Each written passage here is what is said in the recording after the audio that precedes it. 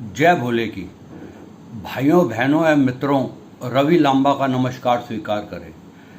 भाइयों, आज हम चर्चा करेंगे कोरोना के दुष्प्रभावों जैसे आर्थिक परेशानियों से हम कैसे निपटें।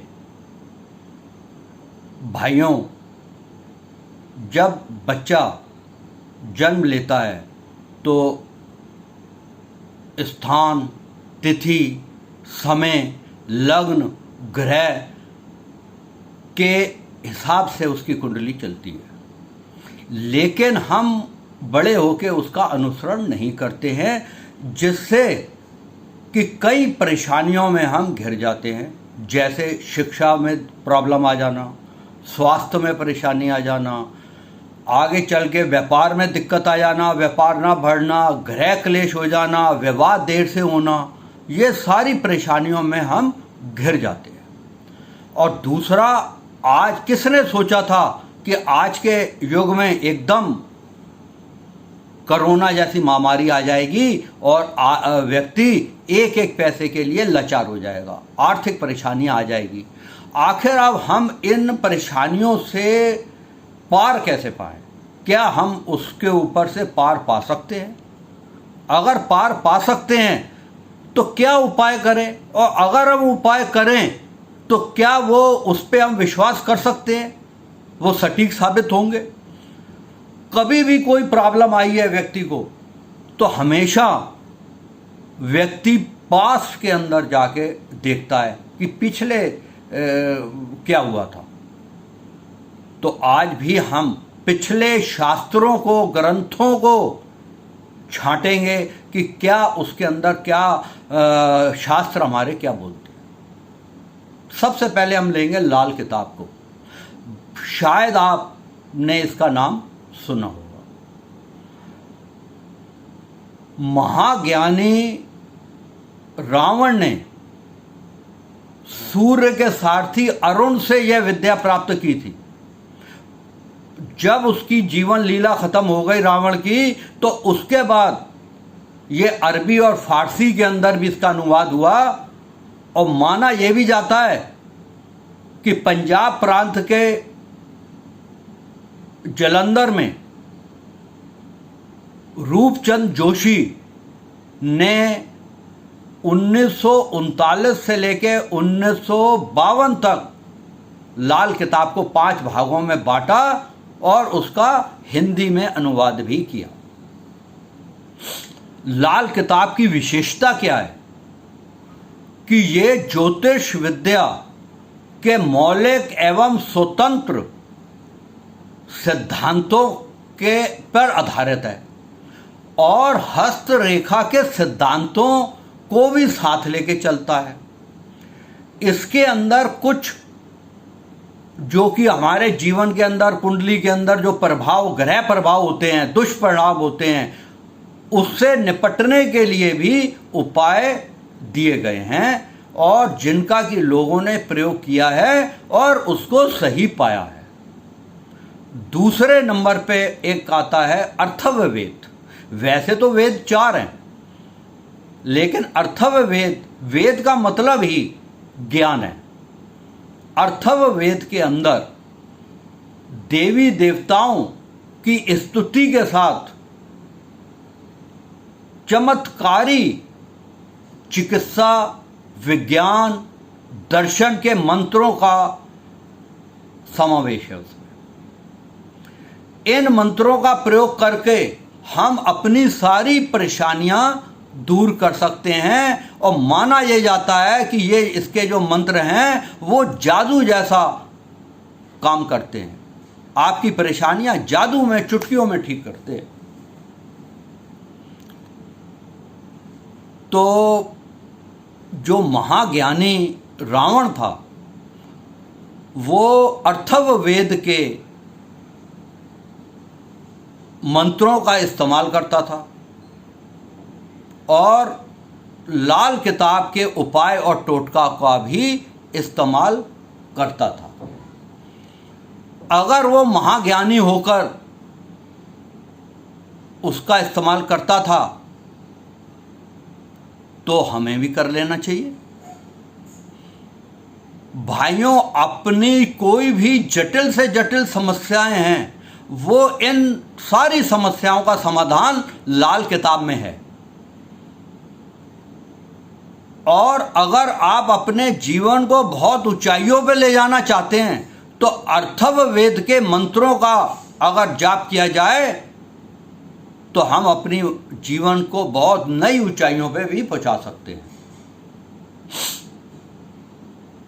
हर तरीके की समस्याओं का इन शास्त्रों के अंदर समावेश है, सब कुछ दिया हुआ है। अनुभव के अनुसार, जो अनुभव कहते हैं, हमारे देश के अंदर लाखों और करोड़ों लोगों ने लाल किताब के उपाय और टोटकों का लाभ लिया है। सारी समस्याओं का समाधान किया है उन लोगों ने, लेकिन उन समस्याओं को निपटने के लिए और उन मंत्रों का और उपायों का प्रयोग करने के लिए हमें ये देखना होगा कि क्या हम उसको सही तरीके से उसका प्रयोग करना आना चाहिए। हमें कोई उपाय कर रहे हैं, इसके अंदर जैसे कि किसी बच्चे की पढ़ाई में प्रॉब्लम आ रही है, किसी बच्चे का विवाह नहीं हो रहा है, कोई शत्रु हमें परेशान कर रहा है, व्यापार में परेशानी आ रही है, हमारे पास बेरोजगारी है, किसी की नौकरी नहीं लग रही है, अगर नौकरी लग गई तो उसकी तरक्की नहीं हो रही है, पति पत्नी के अंदर झगड़े हो रहे हैं। इन सब समस्याओं को हम लाल किताब के उपायों से दूर कर सकते हैं, लेकिन उसको उपयोग कैसे किया जाए। आपको जो परेशानी है, आपने किन देवी देवताओं की पूजा करनी है, उसका समय क्या होना चाहिए पूजा करने का।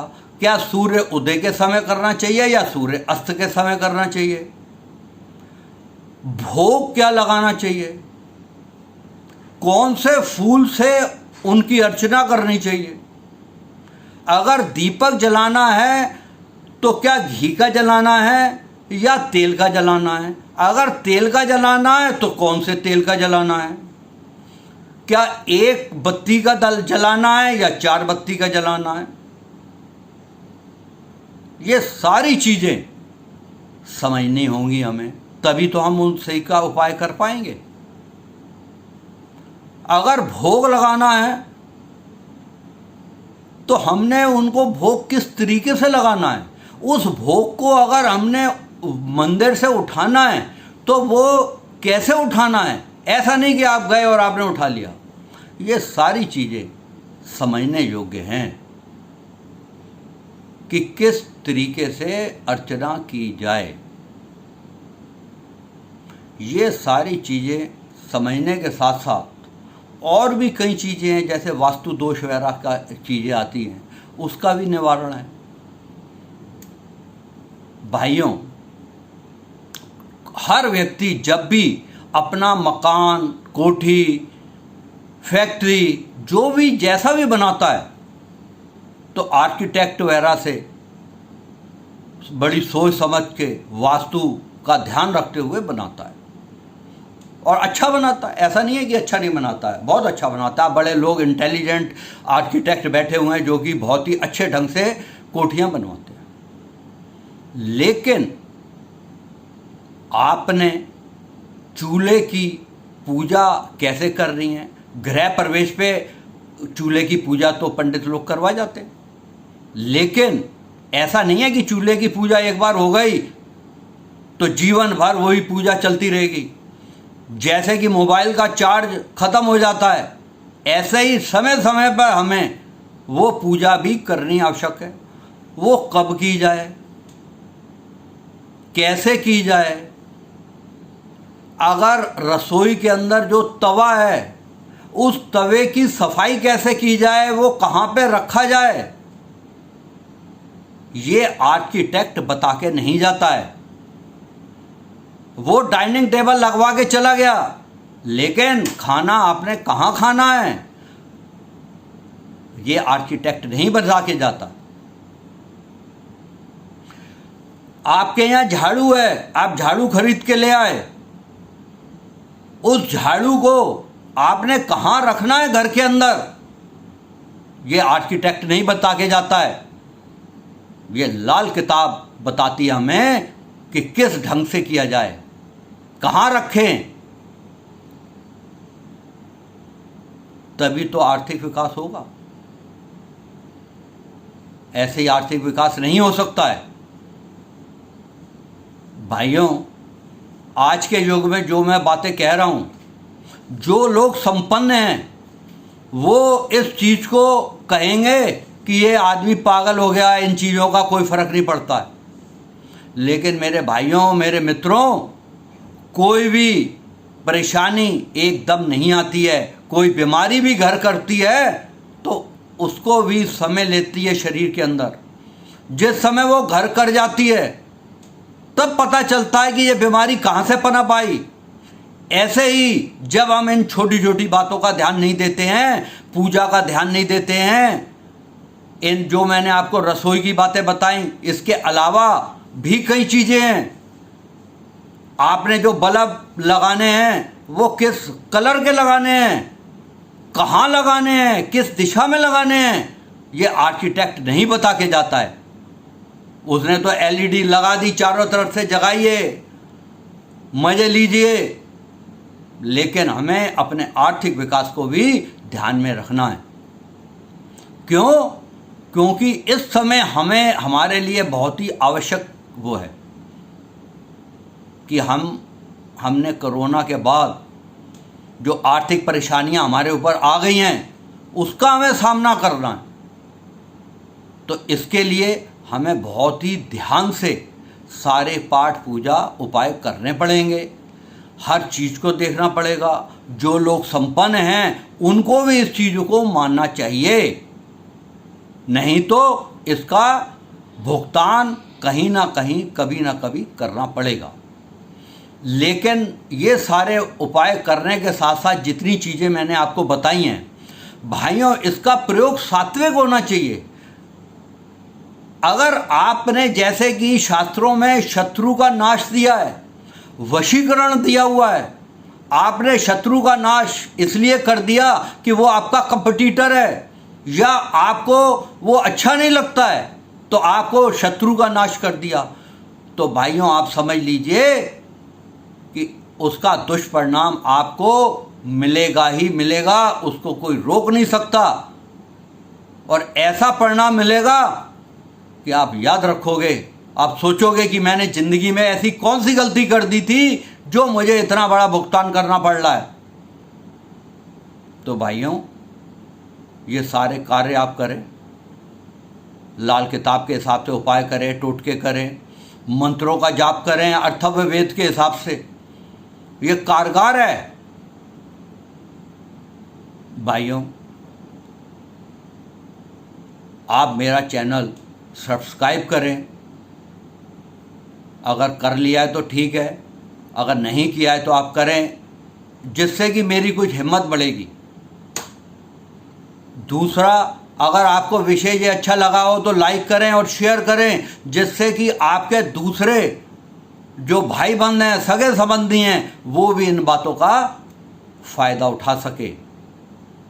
और अगर आपको कोई चीज़ कि में कोई शंका है, कुछ है, तो आप कमेंट जरूर करें, उससे मैं उस चीज़ का आपको जवाब भी दे पाऊंगा। जय भोले की।